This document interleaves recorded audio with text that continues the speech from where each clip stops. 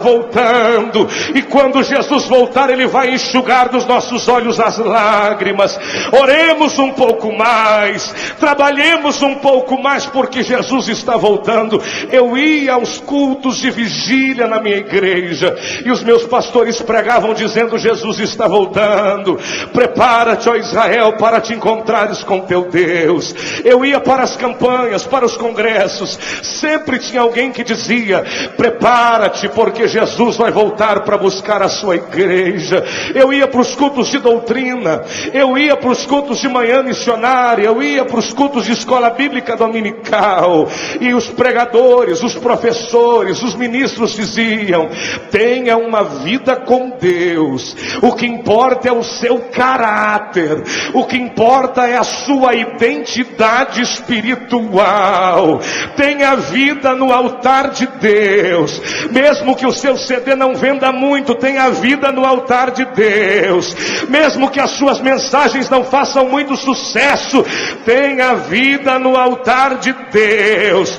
Mesmo que alguém te olhe atravessado na sua igreja, seja crente, seja honesto, seja alguém de caráter, seja o mesmo no púlpito e seja o mesmo lá embaixo, seja o mesmo no meio do povão, seja o mesmo no meio da nata, seja o mesmo no meio da igreja, seja o mesmo no meio do altar. Sempre existia alguém que pregava e que movia com as expectativas da igreja de Cristo, dizendo: Jesus vai voltar, Ele vai enxugar as lágrimas dos olhos do seu povo. O tempo passou, e eu paro aqui para lhe dizer que a mensagem genuína do arrebatamento da igreja está sendo substituída por mensagens que causam mais emoção, por mensagens que causam mais ibope, por mensagens que vendem mais,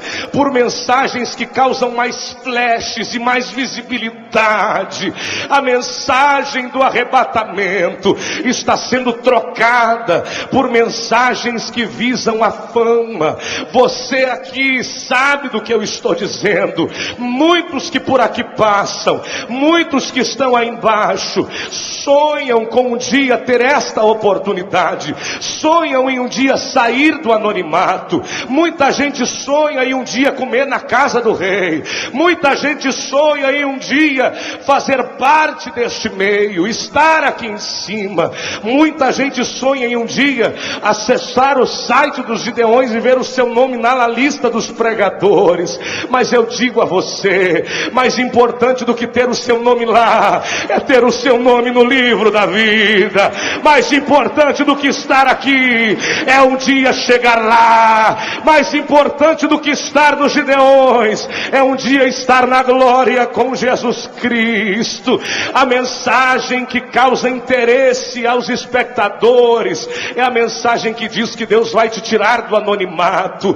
Mas a minha Bíblia me faz entender que a obra de Deus não se faz com nomes, a obra de Deus não se faz com fama, a obra de Deus não se faz com ouro e prata. A obra de Deus se faz com os anônimos que oram, com os anônimos que contribuem, com os anônimos que ainda preservam o Evangelho de Cristo. Ei, meu irmão, você pode ser um anônimo aqui na terra, mas você é famoso no céu e respeitado no inferno. Pode ser anônimo na terra, mas tem que ser famoso no céu e respeitado no inferno. Quem crê, quem concorda, quem ainda tem glória, quem ainda tem aleluia. Depois desses dias de congresso, acabou o teu glória a Deus, acabou o teu aleluia. Quem ainda tem louvor, levante as mãos e adore. Quem ainda pode, levante as mãos e glorifique. Aleluia, tem mais de Deus.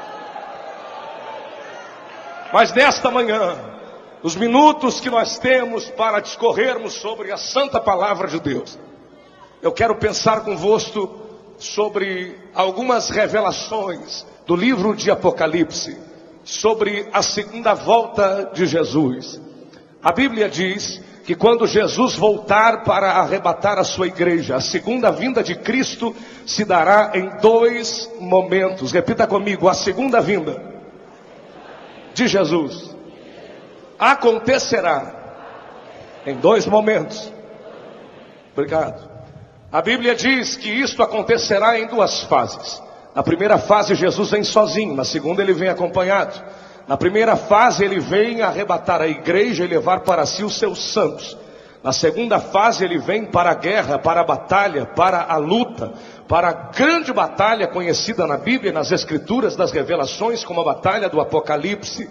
A Bíblia diz que na primeira vinda, no primeiro momento, na primeira fase, ele vem sozinho, ele vem apenas até as nuvens, ele não tocará no chão ou na terra, e ele então trará para si o seu povo, seus escolhidos, aqueles que têm vestes brancas. Segundo momento, Jesus estará junto com mais alguém. Daqui a pouco eu digo quem vai estar com Jesus no segundo momento de sua vinda.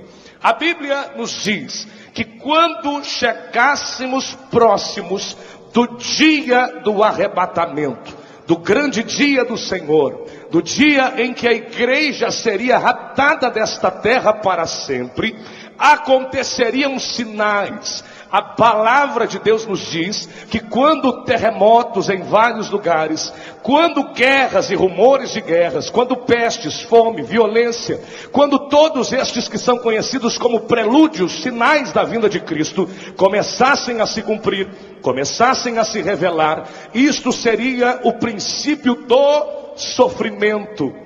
Mas se você voltar aos originais do texto em que ele foi escrito, você vai descobrir que a expressão real, o sentido etimológico diz, será o princípio das dores. E a raiz, a exegese deste texto, nos faz entender que este texto se refere a dores de parto. Repita comigo, dores de parto.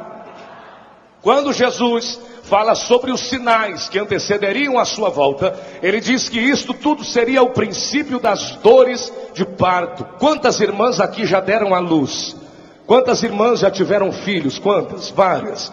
Você sabe que quando vai chegando a hora de nascer o bebê, quando vai chegando a hora de nascer a criança que você esperou por 9 meses, por 8, ou se era bem prematuro, até por 7, você vê que as contrações começam.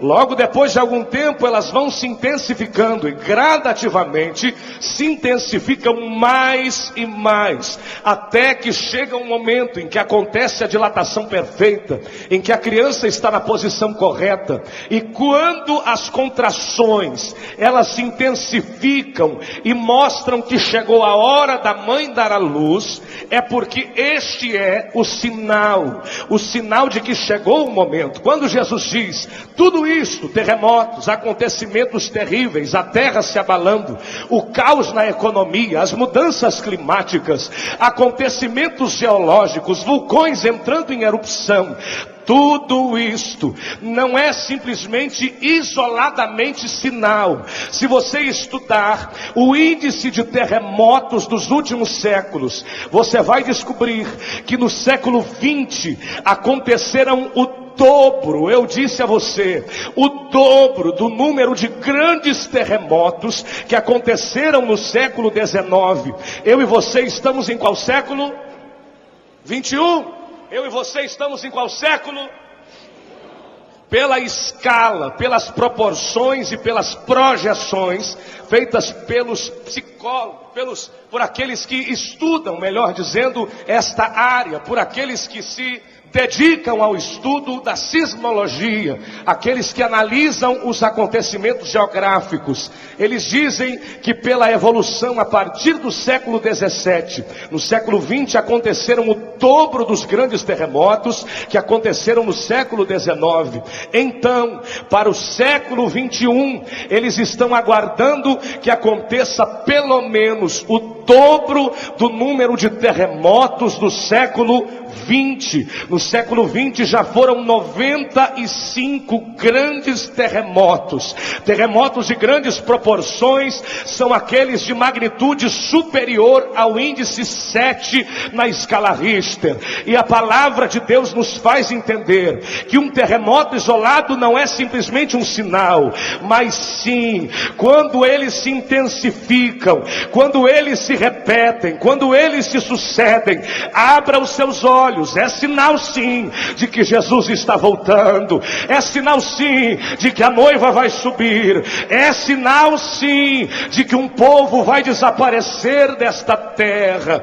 Aconteceu um grande terremoto